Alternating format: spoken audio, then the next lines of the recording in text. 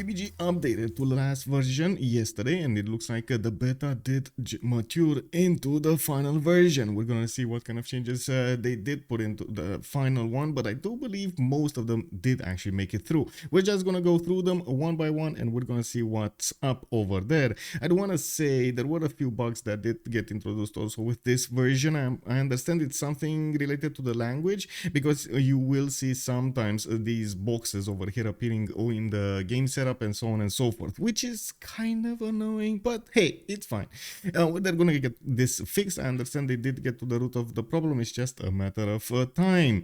Also, let's get into it. As you can see over here, we do have quite a few changes that were introduced with 5.6.4 over here, and in the global changes, in the game mechanics and general changes. So let's actually see what's going on. District buildings and improvements, discounting. Oh, the nerf went through. 35% from 40%. We do have the government plaza and the diplo quarter reduced to 20% from the 25%. In the unique districts, the production cost was also increased, depending on the, of course, the initial standard district that it had. And proportionally, it's 55% right now of the cost of a standard district from 50%. A 5% increase over there. It does still mean you're gonna build those unique districts in more time. Lumber mills will get a +1 production of ballistics and synthetic materials from steel and cybernetics. This is nice. They're gonna get to be useful actually earlier on in the game, which is, you know, less chops. I don't know. I'm still not sure if the players are gonna be incentivized to not chop their land because of this. I do have to say, of course, for nations like anyway, quarries over here, +1 production at military engineering from gunpowder. We do have +2 production at rocketry from a +1 at rocketry and +1 at predictive system. So again, got moved a little bit.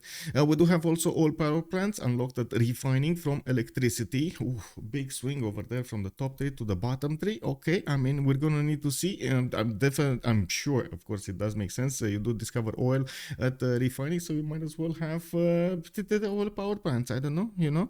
Anyway, hangars reduced cost to 320 production from 380 on the standard speed, and the airports reduced cost to 400 production from 480 and on standard speed.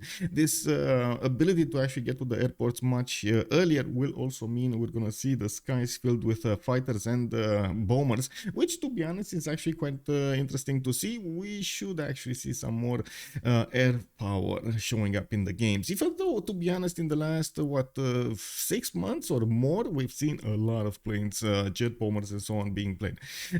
Governors Reina, Moksha, Pingala will establish much faster, 4 turns instead of the 5 turns. And to be honest, I mean, sure, it looks like I do see a trend over here. It looks like the players just, you know, like, get those in faster. Why do you need to spend all of these 5 turns to get that in, you know? And I guess we're gonna need to see if this trend will go on. I would hope we're not actually gonna end up with Reina, Moksha, and Pingala, or any other of the governors establishing like 2 turns or something like this. I really hope so. But anyway, of course, 4 turns does mean a little bit of a boost for the audience chamber, because you're gonna get those established much faster. You're gonna get the benefits from the governors much faster and so on. Now, is that actually gonna be something that the players will definitely prefer?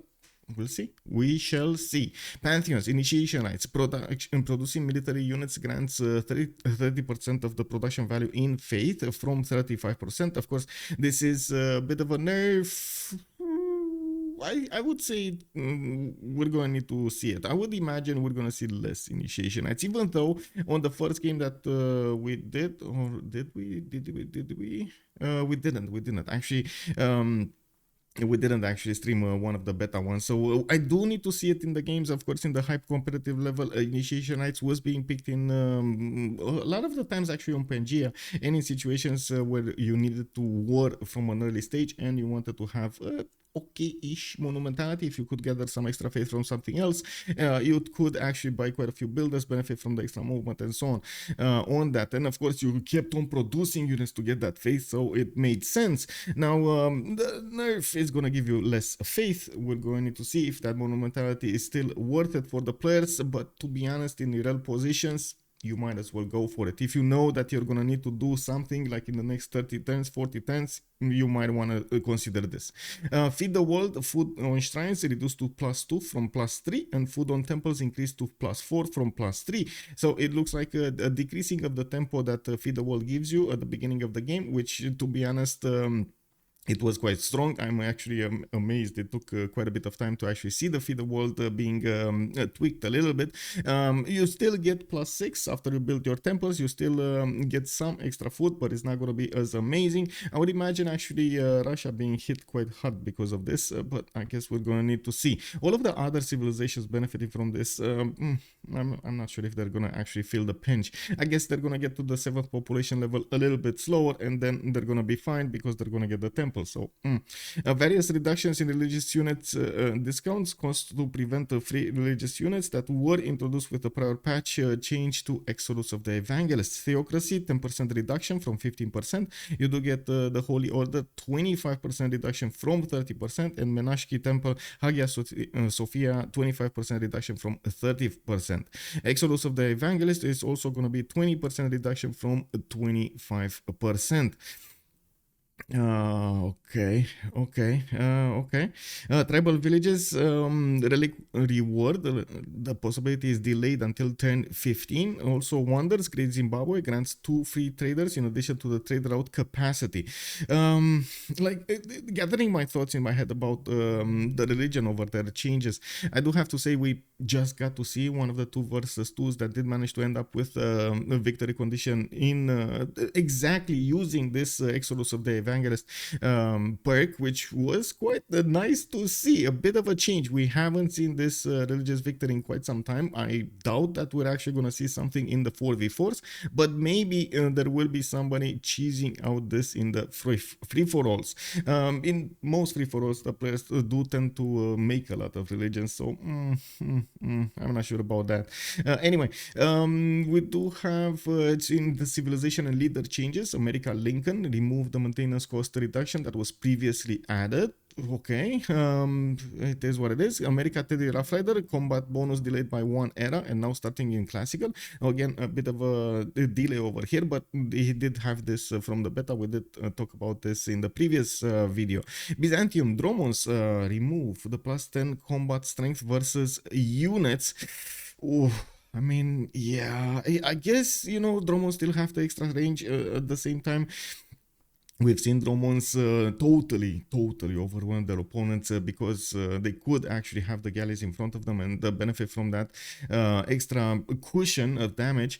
So you can imagine the +10 combat strength versus units was quite terrible. I would say I would have reduced that to maybe a +5 to begin with, because I've seen so many games in which Dromons didn't actually manage to take out an opponent. Like they definitely did a lot of damage. They definitely managed to take like a series or 2, but at some point they got stopped.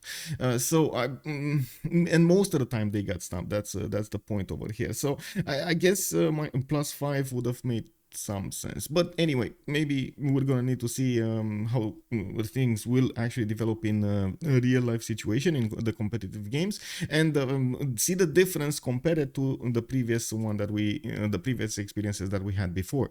China, Wu Zetian receives a free spy if one dies or is captured. Ooh, just like pop in a free spy. Wow. I mean, this is big. This is amazing. China Yongle science and culture per population to 0.7, 0.5 from 0.5 to 0.3.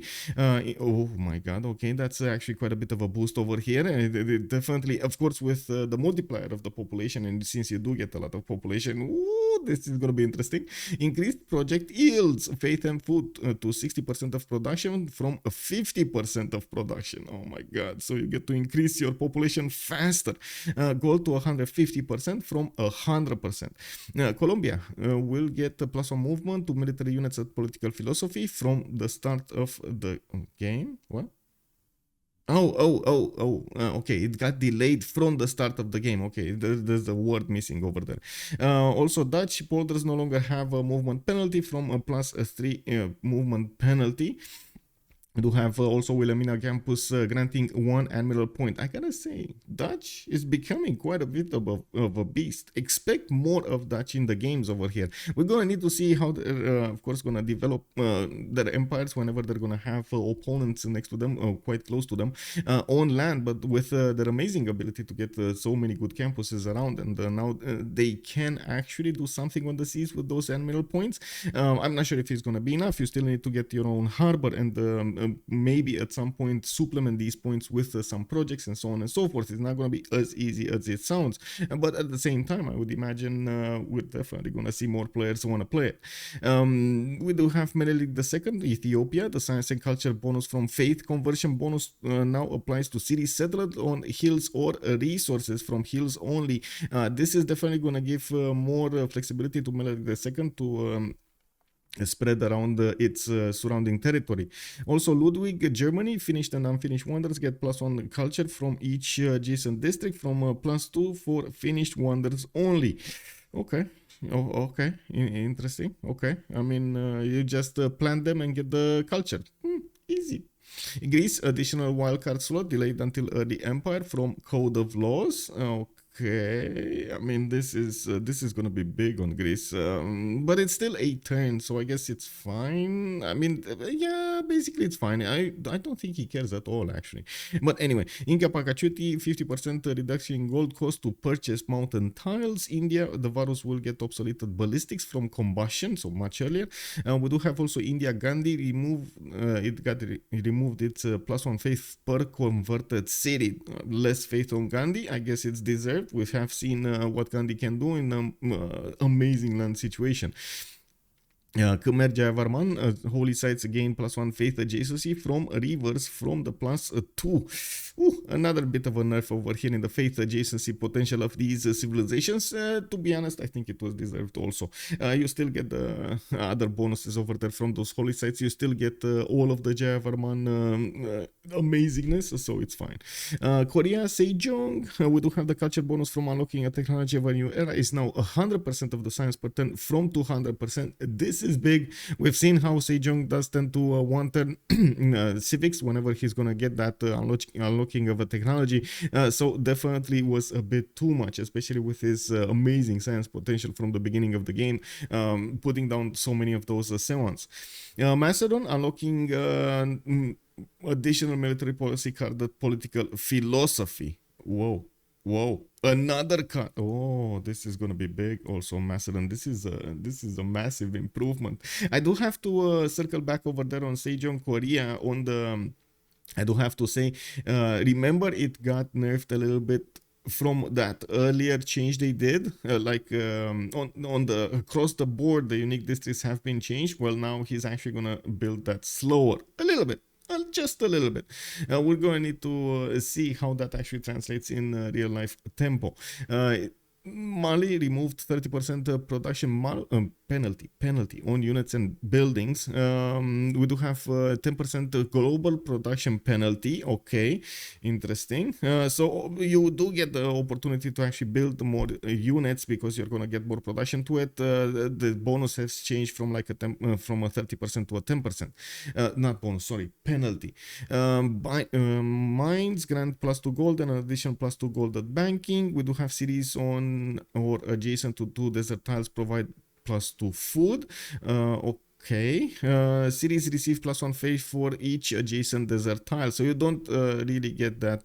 Oh my god, so much more food over there. You actually need to wait. What? Desert tiles have +1 food.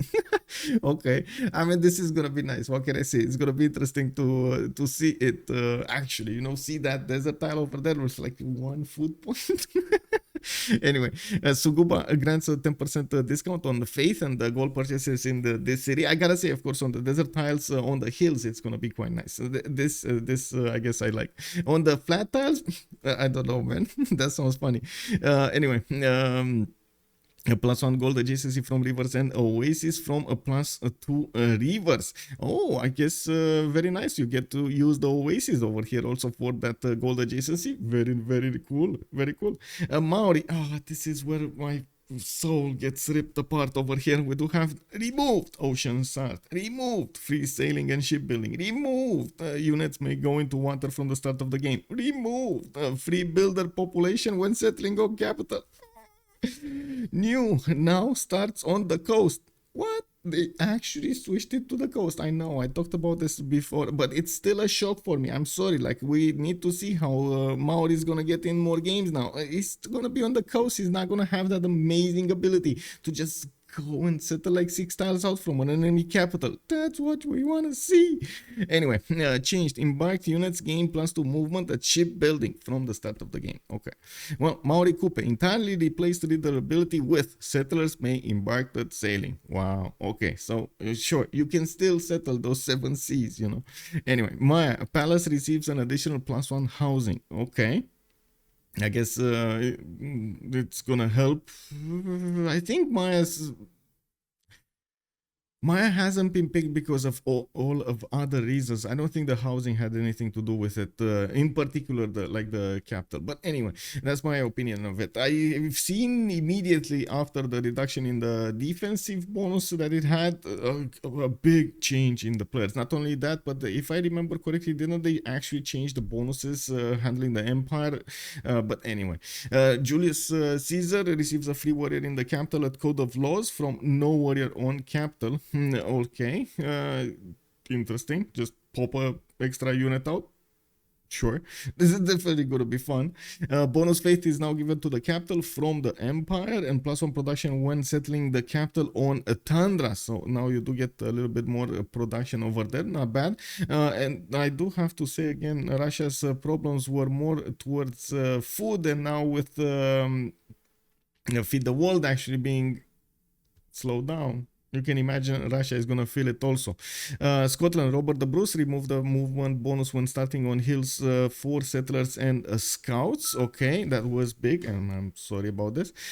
Scotland, okay. Sumeria receives a flood protection, the same bonus as Egypt. Okay, and Vietnam Battery units now receive +2 combat strength when fighting in woods, rainforest, or a marsh outside their own territory. This reverts the previous nerf. It is what it is. What can I say? Vietnam needed a little bit of help. It did actually disappear. I'm not sure if you noticed. We've seen significantly less Vietnam in our games. Anyway, no bug fixes over here, even though I gotta say they're gonna need to fix a bug when they're gonna do the next update, so they do fix those boxes. We did have also another thing happening over there. We did have MPH updated, and we're gonna need to see what that's gonna be like. That's about it. Thank you so much for watching. I hope you're gonna have some fun with the leaders and the changes they did by BBG, and we're going to need to see how the meta will evolve in the competitive games. See you on the live stream, and hopefully you do get the message, my message from a few days ago, or I should say a week ago, when I did say that we're gonna start to do a lot more live sessions, because now Twitch did allow us to multicast. So see you on the live stream, and have some fun with some Civilization 6 games. Bye bye bye.